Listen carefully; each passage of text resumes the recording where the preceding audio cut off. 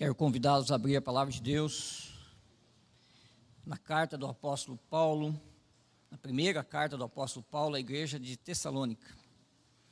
1 Tessalonicenses, capítulo 4, versículos 1 a 8.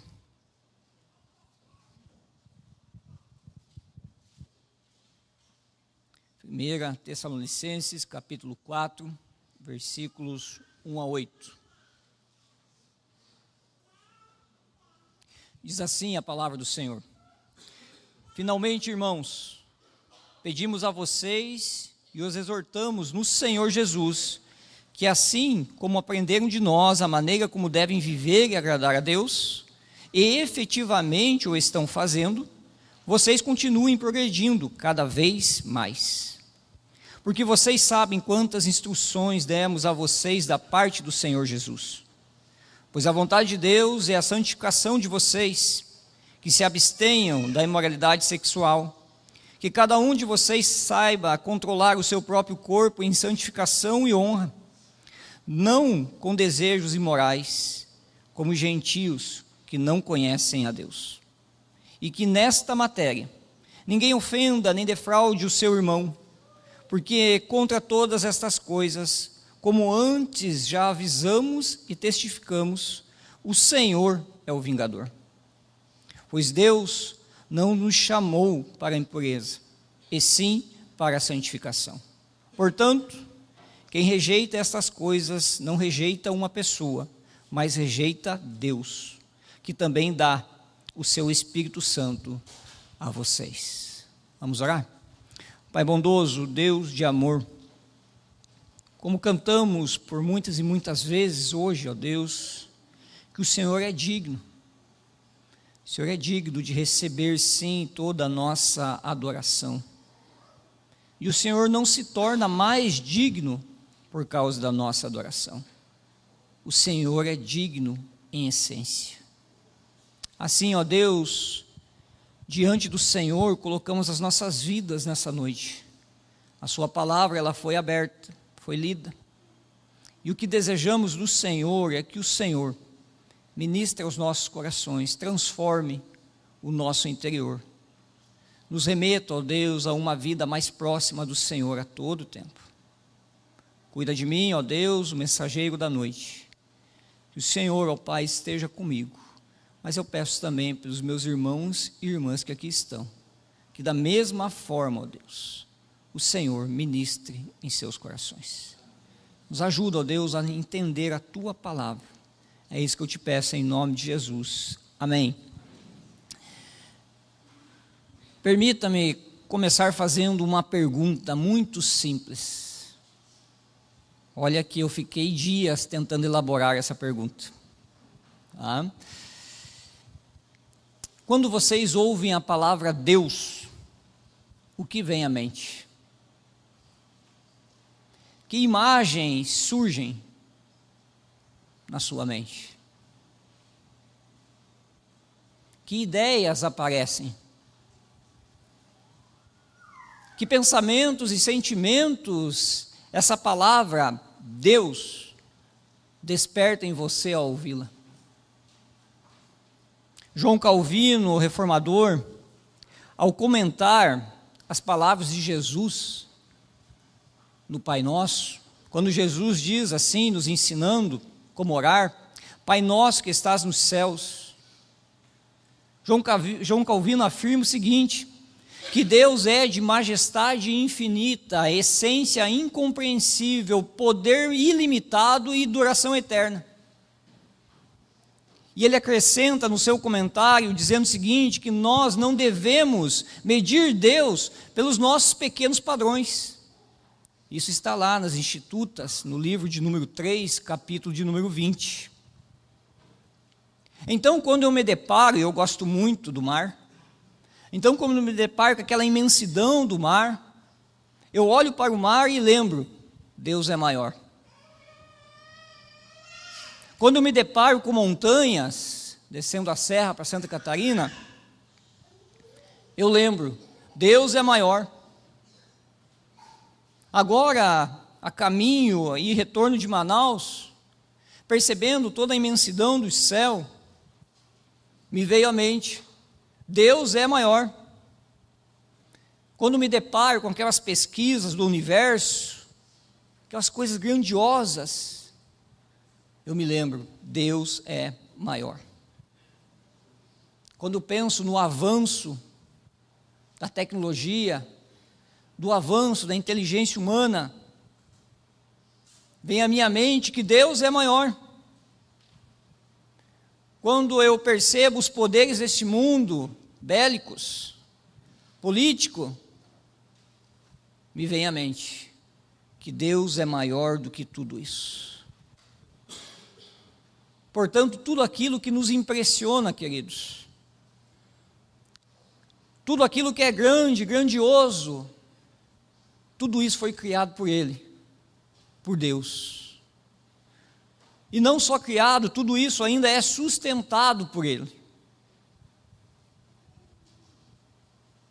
Portanto, Deus é incomparável a qualquer coisa. Eu acredito que seja por isso que João Calvino, então, nos adverte exatamente nessa questão, que nós não podemos medir Deus com os nossos padrões, porque os nossos padrões são muito pequenos. E Deus, Ele é uma majestade infinita, uma essência incompreensível, poder ilimitado, Ele é uma duração eterna.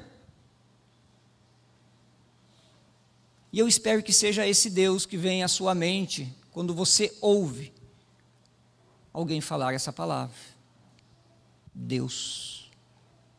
Mas tem uma segunda pergunta a você também, meu irmão, minha irmã, nessa noite. Uma pergunta a todos nós: o que vocês acham que Deus, um Deus infinito, incompreensível, ilimitado, eterno, deseja de você? Deseja de nós?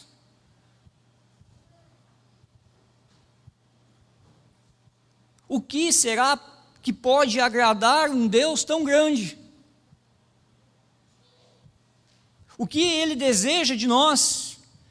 Ele que é Criador de todas as coisas.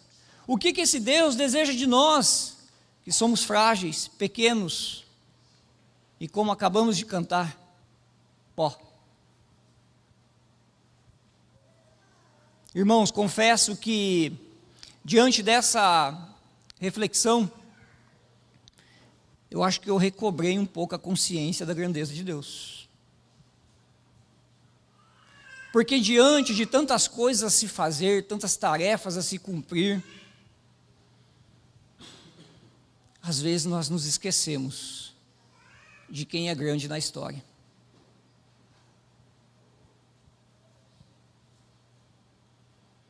E naturalmente, a grandeza de Deus nos leva a uma intimidação santa. Intimidação santa.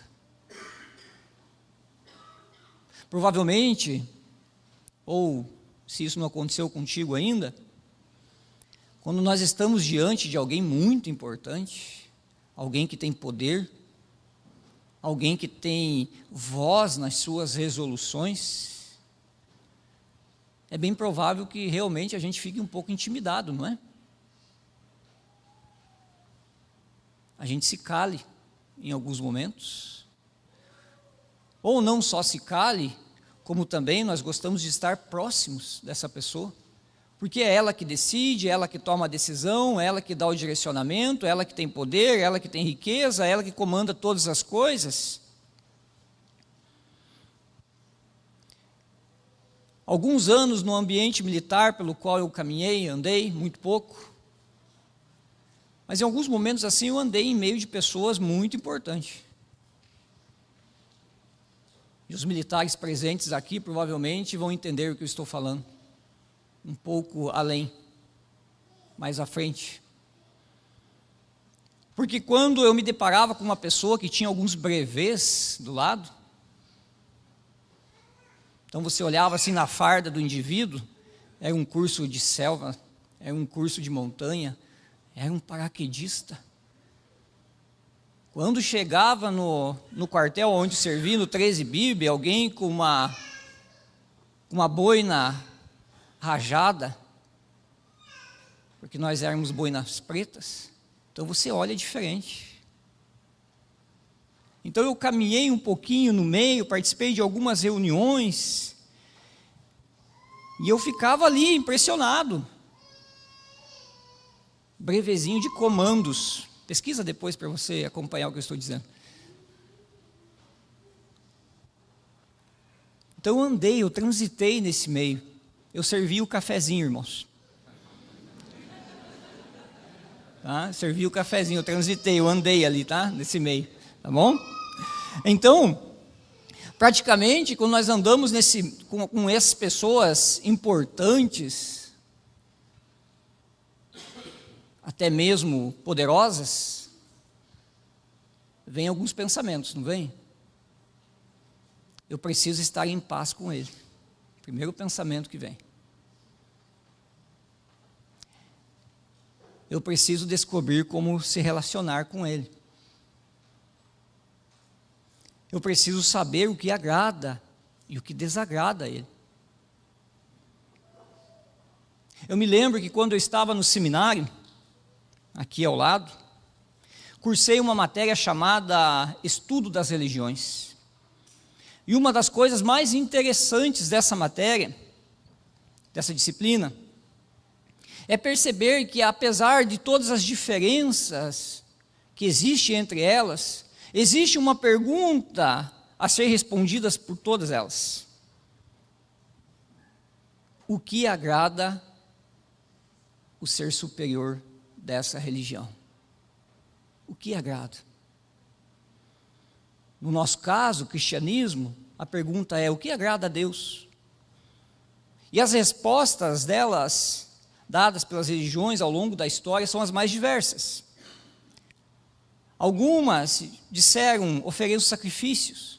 Outras, levem ofertas às deusas. Outras, cumprem determinados rituais e cerimônias. Outras, observem dias e períodos sagrados. Outras, façam penitência, imponham sobre si o sofrimento, a si próprio. Outras, entreguem seus bens. Outras, pratiquem boas obras para acumular mérito. Outras ainda, consultem sacerdotes, médiuns ou intermediários. As práticas são diferentes, os rituais são diferentes, os sacrifícios são diferentes, mas por trás de todas elas existe uma inquietação. O que preciso fazer para agradar e para que ele, essa divindade, goste de mim? Para que ele, essa divindade, seja favorável a mim? E é exatamente aqui que o Evangelho nos surpreende. É exatamente nesse ponto. Porque quando fazemos essas perguntas à luz do Evangelho, o que preciso fazer para que Deus goste de mim, ou se agrade de mim, ou seja favorável a mim, a resposta é simples: nada. Absolutamente nada. O Evangelho nos leva para uma direção totalmente diferente das demais religiões. O cristianismo, ele não precisa, Deus não precisa que você faça alguma coisa. Ele não precisa do seu dinheiro, Ele não precisa, irmãos, do sacrifício das nossas vidas, Ele não precisa do nosso culto para aumentar a sua glória. Ele é glorioso em si mesmo. Ele não precisa da nossa adoração para ser digno. Nós o adoramos porque Ele é digno. E Ele não precisa dos nossos elogios para se sentir grande, maior, superior. Irmãos, Deus se agrada de você em Cristo Jesus.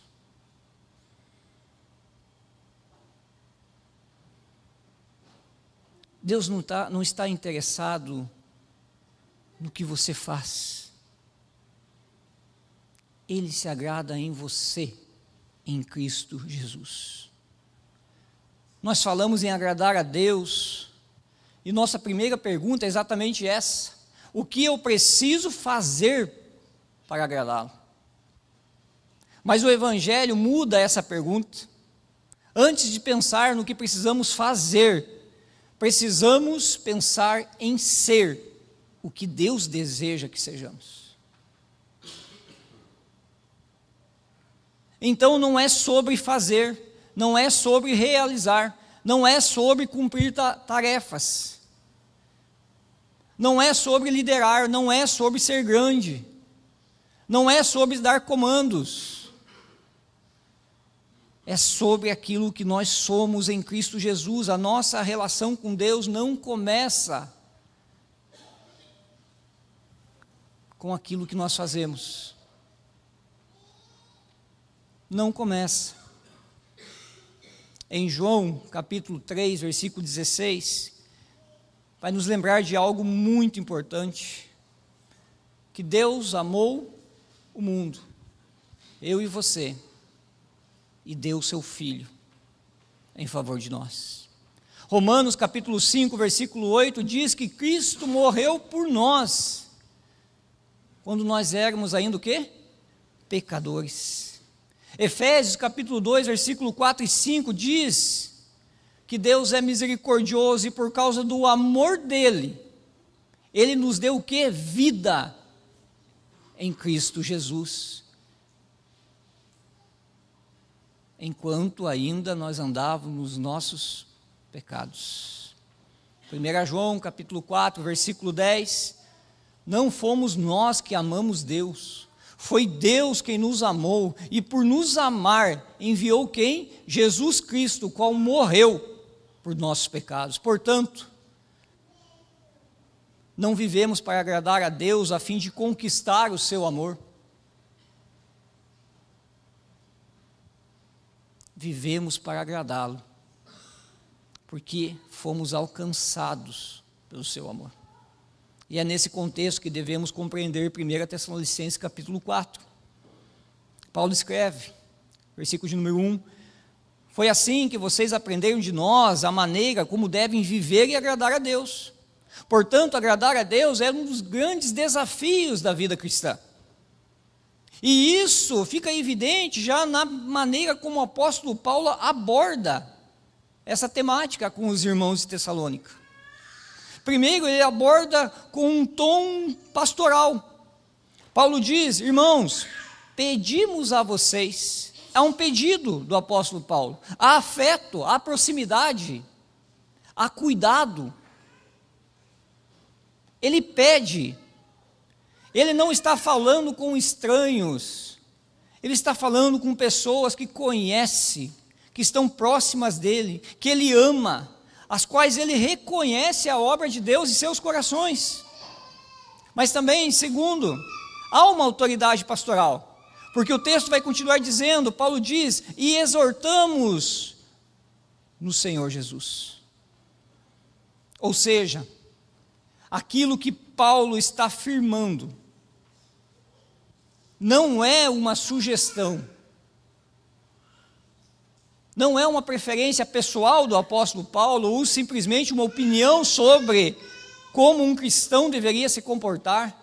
Não, ele está exortando com a autoridade que foi dada a ele por Jesus Cristo. Em terceiro, na introdução ainda, há reconhecimento. Paulo não está repetindo essas instruções simplesmente porque a igreja de Tessalônica se recusava a observar, a obedecer. Pelo contrário, o texto vai nos informar o seguinte, que os irmãos de Tessalônica, eles observavam efetivamente, fazendo tudo conforme o que eles tinham aprendido anteriormente. E ainda assim, Paulo chama a atenção deles novamente. Por quê? Porque o cuidado pastoral não existe apenas para corrigir aquele que está andando errado. Existe também para fortalecer a vida daquele que está andando certo, para que continue andando de forma correta diante de Deus.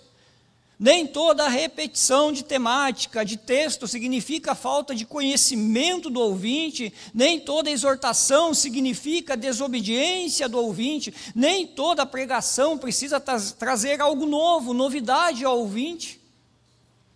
Às vezes o trabalho pastoral, queridos, consiste justamente em dizer novamente à igreja o que ela já sabe, para que continuem vivendo aquilo que já praticam, mas que prossigam, que caminhem, praticando ainda mais.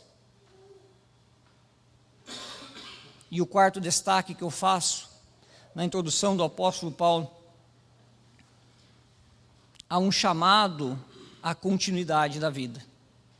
Paulo reconhece que a igreja de Tessalônica, reconhece que eles já estavam vivendo de maneira agradável diante de Deus, mas imediatamente ele acrescenta, no finalzinho do versículo de número 1, vocês continuem progredindo cada vez mais. E aqui existe um princípio fundamental da vida cristã. A aprovação da sua caminhada não significa a conclusão dela. O reconhecimento da sua piedade não significa que o processo acabou. Paulo poderia sim simplesmente dizer, vocês são exemplos. Vocês já alcançaram, vocês já glorificam a Deus, vocês já agradam a Deus. Mas mesmo assim ele olha para todos os feitos de Deus na vida da igreja, daqueles irmãos, e ele ainda continua dizendo, continuem progredindo cada vez mais, porque um dos grandes inimigos da espiritualidade, meus amados irmãos e irmãs, é a acomodação, é o relaxo. Aqueles irmãos estavam vivendo corretamente, mas ainda havia espaço para o crescimento. Estavam obedecendo, mas poderiam obedecer ainda mais. Estavam agradando a Deus, mas deveriam ainda progredir cada vez mais na direção desse objetivo.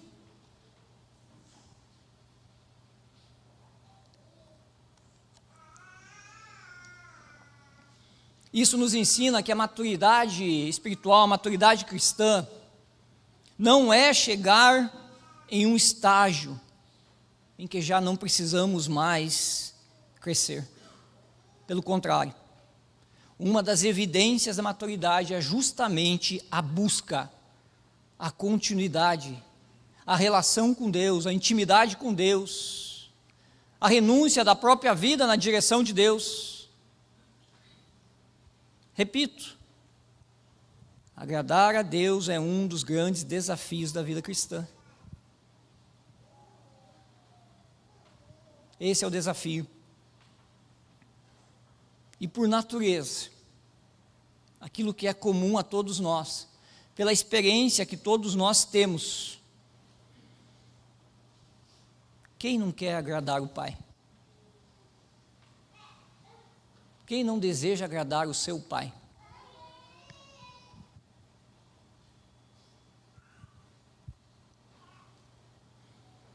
É muito interessante o Dia dos Pais, não é mesmo? Principalmente quando o filho vai para a escolinha, para o culto infantil ou para a escola bíblica dominical, e daí é Dia dos Pais, as professoras pedem para os pais, para os filhos, para as crianças, desenhem alguma coisa com o seu pai. E seu filho tem aproximadamente 2, 3, 4, 5 anos, nessa faixa. E daí termina a escolinha, ele vem ao encontro de você, todo feliz, todo contente, vem com aquele desenho e apresenta para você aquele desenho, você olha para aquele desenho,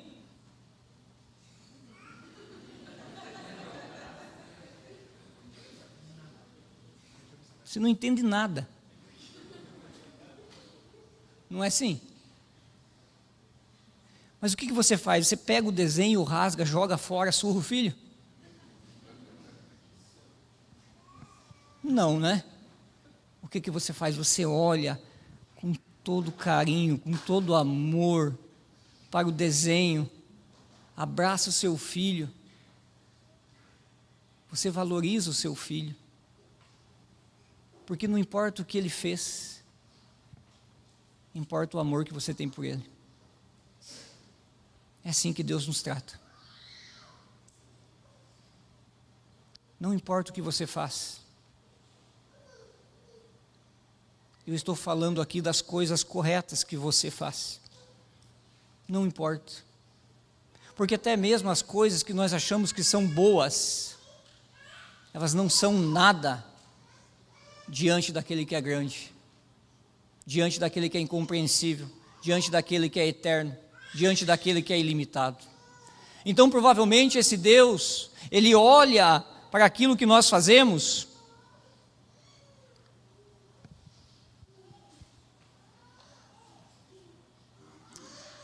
Ele acolhe, mas Ele olha para nós e nos ama. A pergunta, portanto, é: o que preciso fazer para que Deus me ame? Não é essa a pergunta. A pergunta é: sendo amado por Deus, como devo viver para agradá-lo? E é exatamente isso que eu gostaria de pontuar com os irmãos aqui, rapidamente no sentido que falta 8 minutos para dar 8h30, tá? Mas nós teremos uma oportunidade depois de seguirmos no texto. O apóstolo Paulo, ele vai deixar muito claro como devemos agradar a Deus. Porque ele diz assim no versículo 1, voltando àquilo que nós já aqui ouvimos: finalmente, irmãos, pedimos a vocês e os exortamos no Senhor Jesus, que assim como aprenderam de nós a maneira como deve viver e agradar a Deus, e efetivamente o estão fazendo, vocês continuem progredindo cada vez mais. Versículo 2, porque vocês sabem quantas instruções demos a vocês da parte do Senhor Jesus. Agora que eu quero chamar a sua atenção. Pois a vontade de Deus é a santificação de vocês. A vontade de Deus é a santificação de vocês. E sem entrar aqui nos detalhes para os quais o apóstolo Paulo vai chamar a atenção da imoralidade sexual, da questão contra o outro irmão, sem entrar nesses detalhes, eu gostaria aqui apenas de pontuar algumas coisas sobre santificação. E a primeira é o seguinte: a santificação não aparece como uma possibilidade reservada aos mais dedicados. Paulo não está falando a um pequeno grupo dentro da igreja, como se aquele pequeno grupo fosse chamado a viver uma vida santa diante de Deus, enquanto os demais, uma fé menos comprometida. Não, o apóstolo Paulo não está fazendo isso. A exortação é dirigida aos irmãos, à comunidade cristã como um todo.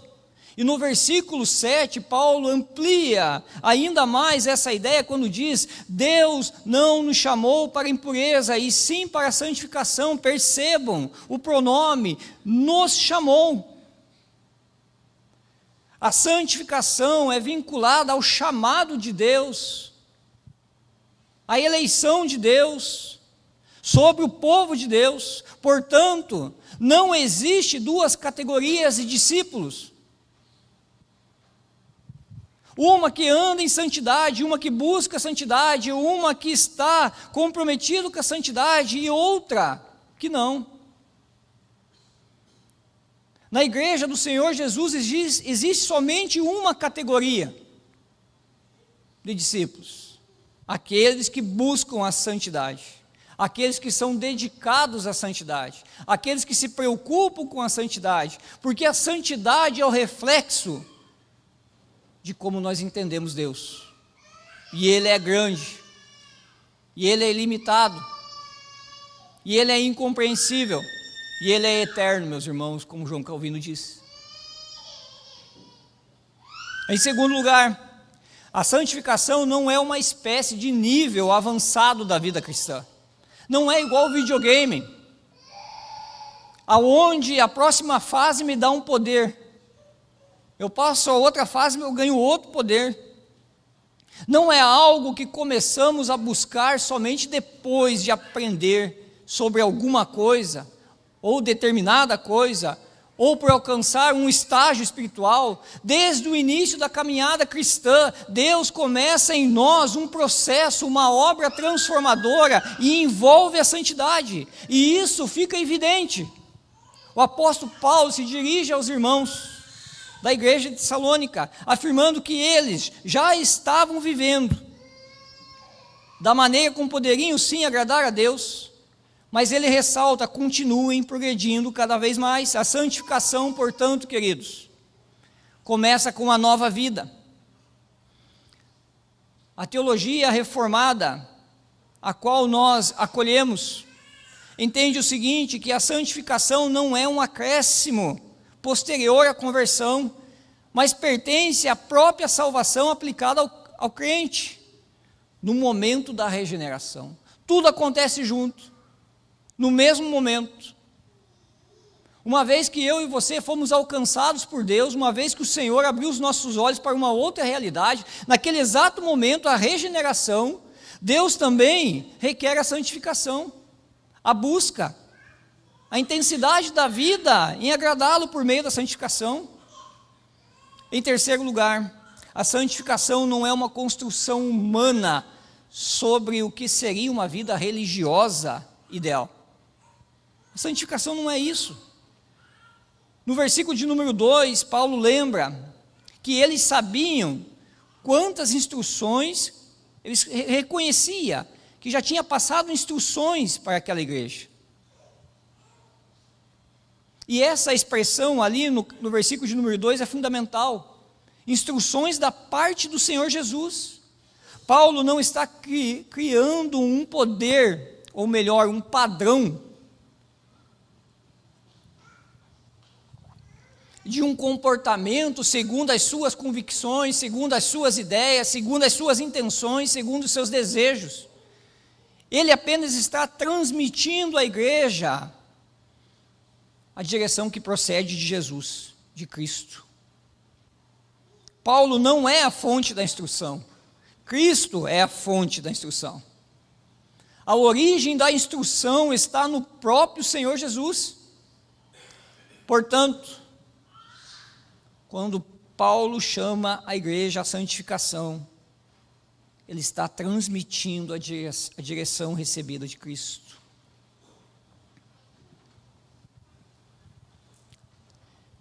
A santificação também não é opcional, meu irmão e minha irmã. E a linguagem do verso 3 é decisiva. Acabamos de ler, mas eu repito: pois a vontade de Deus é a santificação de vocês. Paulo não diz que essa é uma possibilidade, uma recomendação ou um caminho. Não. Ele está dizendo: esta é a vontade de Deus. Nós não podemos tratar as nossas vidas, a nossa vida espiritual, como se pudéssemos escolher, ter a opção, decidir em quais áreas eu vou demonstrar a minha santificação. Uma eu acolho, outra eu não acolho. Deus pode governar a minha vida aqui na igreja, mas durante a semana eu governo ela. Deus pode governar, sim, o meu dinheiro, aqui no momento no qual eu sou chamado a participar, mas durante a semana eu faço o que eu quiser com as minhas finanças, com os meus recursos. Deus pode governar o meu domingo, mas a minha segunda, terça, quarta, quinta, sexta e sábado, eu tomo conta. Santificação não é uma opção. não podemos querer Cristo sem transformação da vida. Não podemos desejar salvação sem buscar a santificação. Não podemos dizer que pertencemos a Deus se vivemos longe de Deus e progressivamente nos afastamos de Deus. Mas também santificação.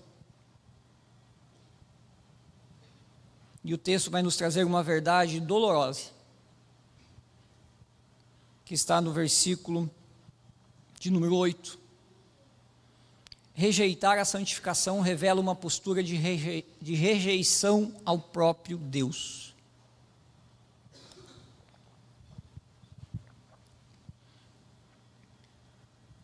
Paulo encerra essa sessão com uma advertência extremamente séria. No versículo 8 ele afirma: portanto, quem rejeita estas coisas não rejeita uma pessoa, mas rejeita Deus. E a palavra que ganha peso agora aqui é a palavra rejeição. O apóstolo Paulo está falando simplesmente, não está falando simplesmente da fraqueza de quem luta contra o pecado, em alguns momentos cai. O apóstolo Paulo também não está falando aqui, não está descrevendo a vida de um discípulo que reconhece o seu pecado e continua lutando contra o pecado. O apóstolo Paulo aqui está falando exatamente de rejeição, quando é conhecer a vontade de Deus e se recusar a ela, é ouvir o chamado à santidade e decidir convictamente não se submeter ao processo,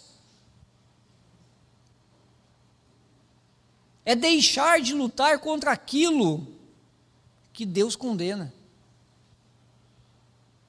E mais, é passar a justificar, a proteger ou defender as ações pecaminosas, deixando de lado o próprio Deus. Isso é rejeitar.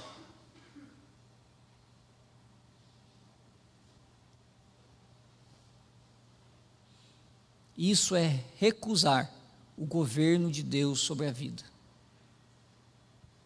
Em último lugar, Deus não apenas exige nossa santificação, Ele nos concede o Espírito para realizá-la em nós.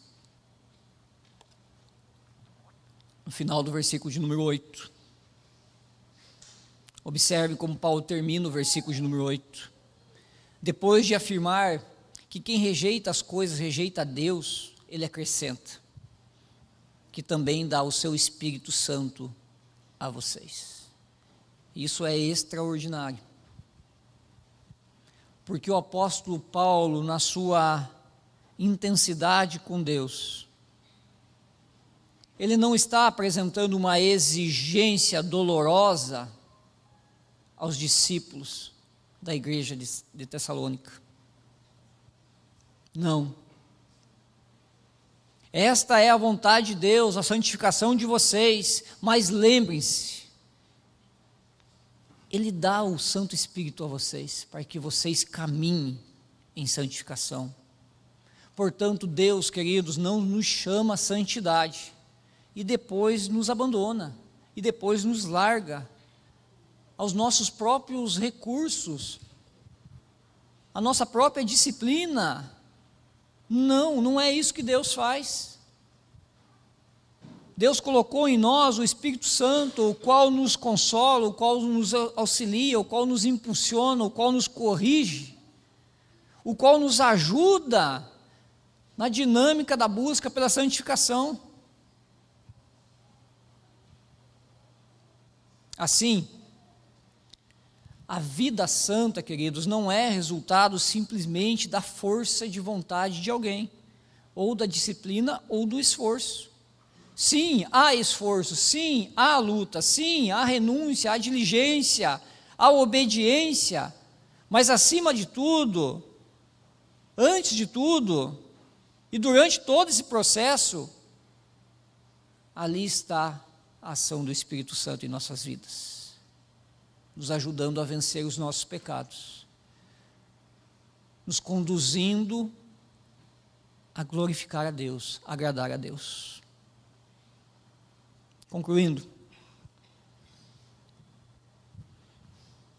para refletir.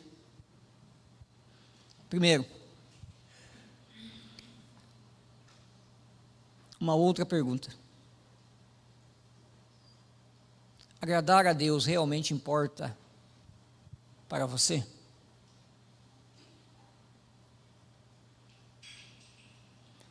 Agradar a Deus realmente está na sua agenda do seu dia a dia? Quais são as suas escolhas quando ninguém está vendo?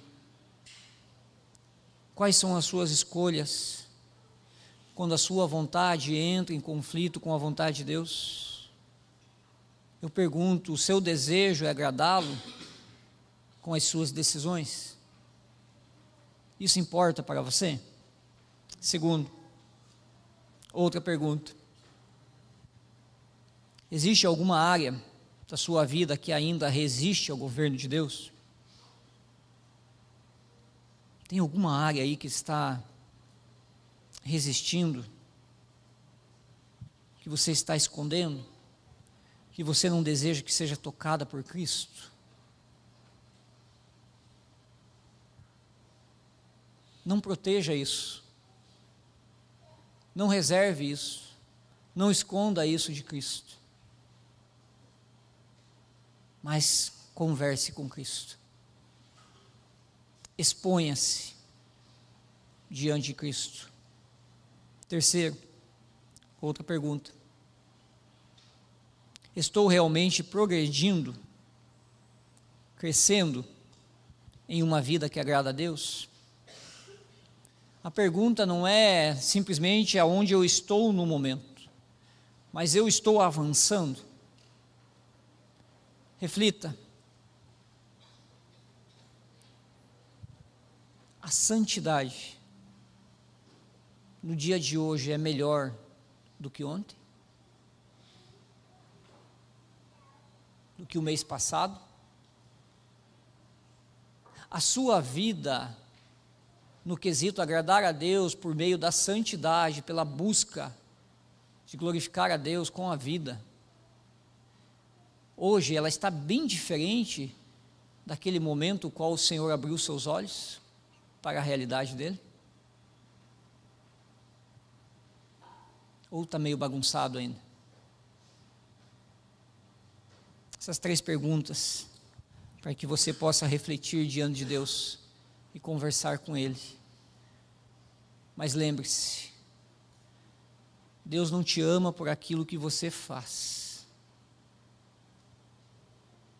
Ele te ama porque Ele te amou primeiro, em Cristo Jesus. Vamos colocar em pé?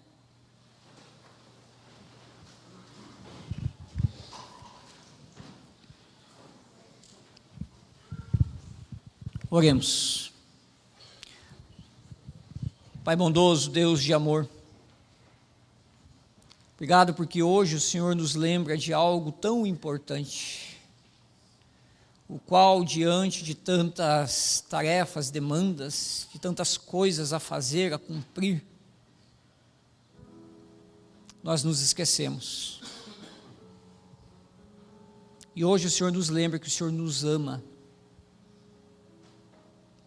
por aquilo que nós somos em Cristo Jesus, e não por aquilo que nós fazemos. E o que o Senhor requer de nós para agradá-lo é que andemos com o Senhor, buscando uma vida cada vez mais próxima do modelo que é Cristo Jesus. Abençoa o teu povo, ó Deus, diante da mensagem recebida. Abençoa, ó Deus, a tua igreja. Que saiamos daqui, ó Deus, sim, impactados pela tua palavra. Que saiamos daqui, ó Deus, comprometidos com o Senhor. Que Que saiamos daqui, ó Deus, reavivados pelo Teu Santo Espírito. Deus, perdoa os nossos pecados, perdoa os nossos vacilos, perdoa, ó Deus, todas as vezes as quais o Senhor nos mostra o caminho e nós optamos por outro. Tira isso do nosso coração, transforma o nosso coração e nos coloca, ó Deus, no caminho do Senhor, todos os dias. Abençoa a semana do Teu povo, conduz o Teu povo debaixo, sim, da Sua proteção, debaixo, sim, do Seu cuidado, debaixo, sim, do Seu amor leal, ó Deus. Usa o Teu povo aonde quer que ele passe e que ele fale da grandeza do Senhor. Que ele ministre, ó Deus, aos corações daqueles que estão próximos, dizendo que o Senhor os ama e que eles não precisam fazer nada, ó Deus. Eles precisam apenas crer que Cristo é o Salvador. Mas é o Senhor quem realiza a obra. Nós somos apenas os mensageiros. Por isso pedimos pelas oportunidades. Que saiamos daqui hoje, ó Deus, comprometidos com a santidade. Comprometidos, sim, com a proclamação do Evangelho. Que saiamos daqui, ó Deus, preocupados uns com os outros. E que também, ó Deus, venhamos a encontrar conselho, cuidado, companheirismo no outro. Porque assim o Senhor cura as nossas feridas, porque assim o Senhor fortalece as nossas vidas, porque assim o Senhor nos impulsiona a agradar a Ti. Recebe a nossa oração em nome de Jesus. Amém.